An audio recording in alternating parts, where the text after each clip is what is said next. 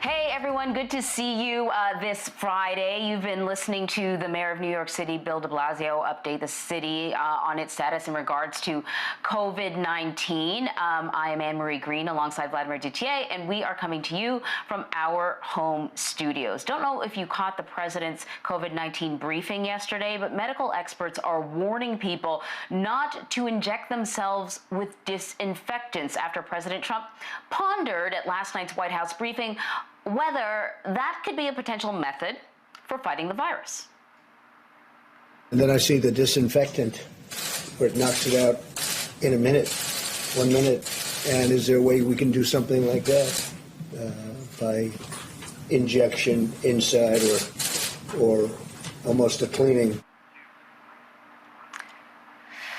All right, so we want to bring in Major Garrett. He's standing by at the White House to sort of just walk us through what the president had to say. Not the White Major, House. I kept on thinking to myself, oh, you're not at the White House. Oh, yeah, of course, I see you. Sorry, you're not at the White House. You're at home because you're social distancing like the rest of us. Sometimes you just go on autopilot because you're always at the White House. But let's dig into a bit of what the president said yesterday and how the medical establishment is responding. He talked about the possibility of something like a disinfectant being injected and UV rays going beneath the skin to attack the virus. Where is he getting these ideas from, and how is the medical community reacting? All right.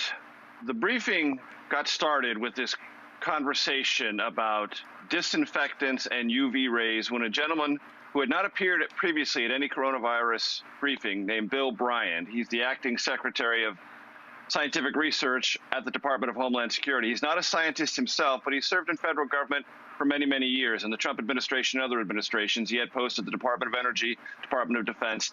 He came up and talked about how emerging studies, that's his direct language, emerging studies within DHS had shown that possibly high temperatures and humidity, as well as disinfectant, degrade COVID-19. That's where it started. And then the president at the podium, with no prompting other than what he had just heard, went on this conversation about UV rays in the body, in the skin, or some other way. That's almost a direct quote. And then disinfectant. Those are his direct words. He can't pretend, though he might want to, that he didn't say them. He did, prompting immediate reactions across the country, not just from doctors, but from disinfectant companies that said, no, don't ever do this. And here's some other context. Yesterday, the Environmental Protection Agency released very detailed guidance about disinfectants, not saying you shouldn't put them in your body, but saying that there are ways in which we're trying to disinfect our homes.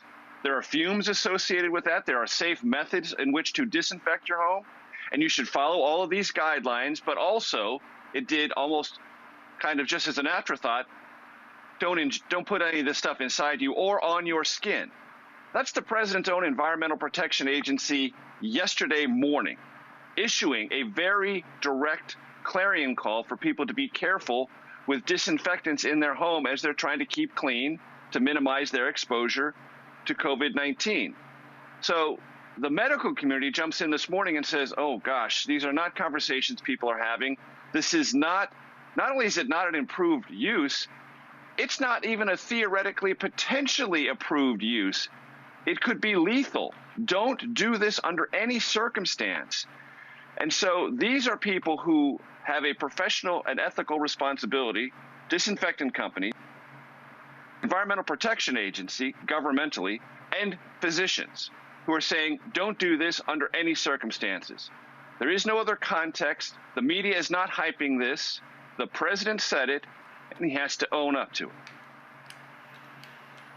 And Major, speaking of which, the White House Press Secretary Kayleigh McEnany is saying now today that the media is taking the president's comments about disinfectant out of context. We played the president's remarks on video for our viewers, but I will just read them once more. This is the president of the United States, and I'm quoting here, quote, "And then I see the disinfectant where it knocks it out in a minute, 1 minute.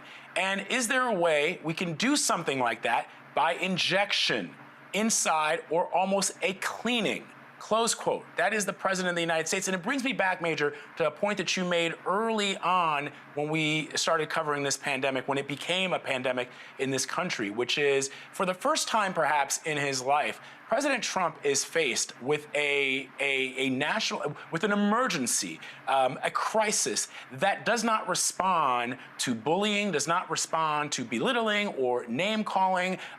It is what it is, and it is killing Americans.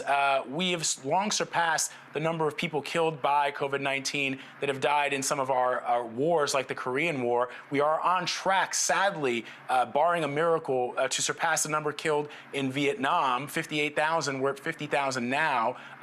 So this idea that the president stands at that podium and the reporting out there is that he enjoys standing there and sparring with reporters. He reads what he has to read from the coronavirus task force sort of in a monotone way, and then he gets at it with reporters, and people are taking this information, and it's dangerous, oftentimes what the president is suggesting.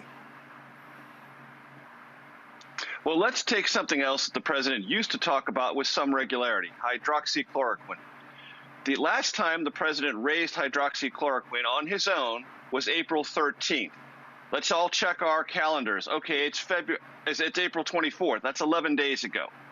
President, for all the days before April 13th, was mentioning hydroxychloroquine at a rapid rate, saying this is a possible, quote-unquote, game changer. His words, not mine. Then he dropped it entirely, as if it didn't exist, as if it never even happened. And yesterday he was asked, what about this Veterans Administration study, small sample size, I grant you, that suggests that hydroxychloroquine not only doesn't work, but could cause serious heart problems? What about the Federal Drug Administration, Food and Drug Administration this morning saying we are sending warnings to doctors about the potential negative side effects of hydroxychloroquine? A couple of weeks ago, that was something the president was talking about avidly and pushing out there as a potential remedy that should be investigated across the government, that supplies should be requisitioned from across the globe. India was one country, and moving this into the system.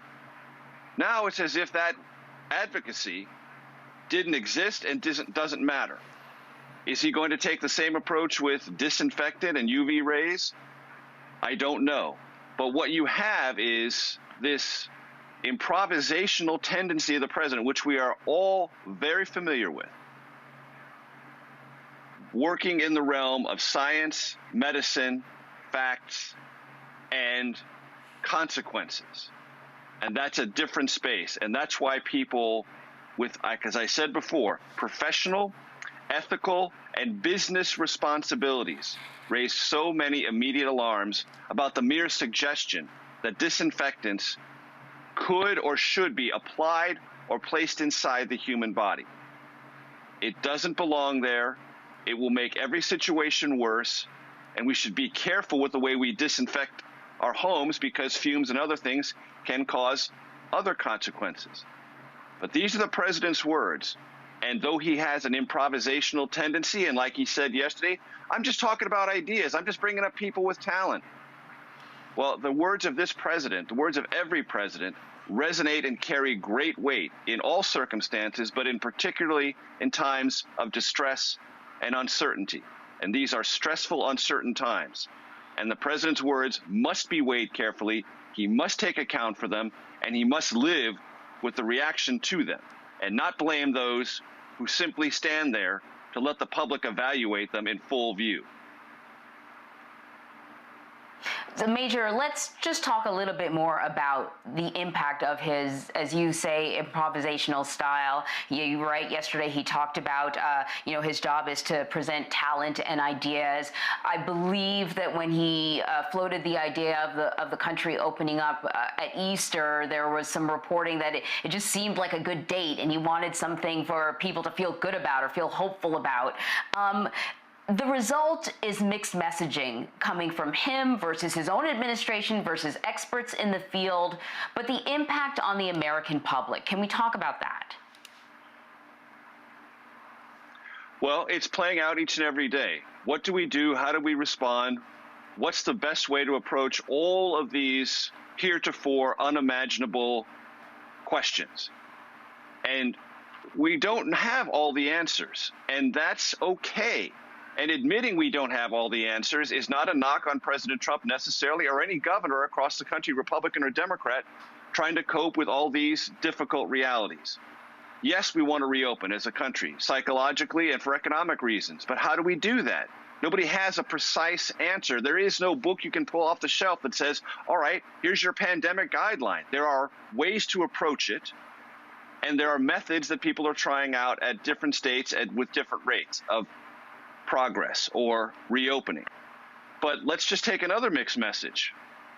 The Republican governor of Georgia, Brian Kemp, said, I want to reopen a various number of businesses. We are pretty familiar with the list by now. Spas, gyms, bowling alleys, tattoo parlors, nail salons. The president was asked about it on Tuesday. He had no comment directly one way or the other. Then on Wednesday, bad news, bad idea, too soon. Then yesterday, Brian Kemp, the Republican governor. What is he to conclude from that? What do other governors conclude from that? Is that mixed messaging, or is it like at the one time you say, let's reopen, everything liberate, and let's get going, as he said on Twitter this morning in various ways? Or do you proceed with great caution? All of that is made more difficult by the president's own words. And if you're trying as a governor or a mayor or a head of a county commission, you are realizing, and there are people in political life in both parties right now who are coming to the conclusion that vectoring off the president's words and using them as a lodestar is risky business.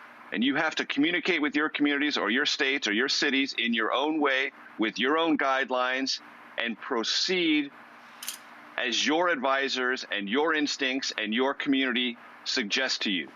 Because if you try to follow what this president says and use it as either a guideline or an inspiration or a kind of political gospel, you're going to be tied in knots, because it changes before our very eyes. And it's at that level, Major, that the scrutiny of this president has been intense. And it's also been at this level in which his Twitter account does not scare the virus. As Dr. Fauci said from the podium many, many times, you don't talk to the virus talks to you. You know, Major, and I'm glad you brought up the governor of Georgia, because it strikes me that the reason the president goes to that podium and he, spends, 90 minutes sparring with the press and saying the things that he does is because for the last 3+ years, members of his party have not checked this president, not even one bit. And I'm looking at a tweet here from former Governor Mike Huckabee. He says this, quote, I wanted something light and healthy for breakfast today, so I ate a light bulb and washed it down with some Lysol. I think tomorrow I'll do something different. Making a joke of what the president said yesterday, when, look, the reality is that if these governors, if members of his own party push back, if they said, Mr. President, you know what, you don't need to go up to that podium every day, let Dr. Fauci do it, let Dr. Birx do it, and you can be seen as leading the medical response to containing this pandemic. You could be seen as being above it all and directing the full weight and might of the U.S. government and the medical community in his country to combat this pandemic. Instead, it doesn't seem like anybody wants to say to him, Mr. President, you shouldn't do that. So I wonder, are you hearing from sources that there are some people besides Jared Kushner and Stephen Miller and Ivanka Trump and the people that he has around him, Hope Hicks, these people who enable the president, who are willing to say, look, Mr. President, Americans are dying here, and people listen to you because you are the commander-in-chief. You need to step back. I'm sure at some level those conversations occur, and in some respects, let's go back to where we were a couple of moments ago talking about this idea of an Easter reopening. That was the president's aspiration. He talked about it very directly, and then he was talked out of it, because his public health advisor said, this is a very, very serious situation, Mr. President, and if you do this, you will own all of the negative, very dire consequences. And he backed off of that. And that was a process that played out in full public view. He went from being a strong advocate of an Easter reopening, a resurrection, as he used to call it, to something to say, no, we have to extend the guidelines and go deep into April. We may see that again. But if Mike Huckabee thinks that's funny, like, oh, that's just absurdist humor, and the president is just talking things that no one would take seriously, he's not understanding the alarm that medical professionals felt about it, the alarm that companies that produce these very products felt instantly about it, and those in the public health community who also said, this is confusing and dangerous. Just can't escape that reality. You just can't escape that reality. Other than Mike Huckabee, and I haven't been on Twitter for the last hour, I've been doing other things. I don't know any other Republicans who have weighed in on this, coming to the president's defense. But if they try, they will find themselves exactly where the president is, in an indefensible place up against public health, science, and disinfectant companies themselves. Major Garrett, always a pleasure. Thank you.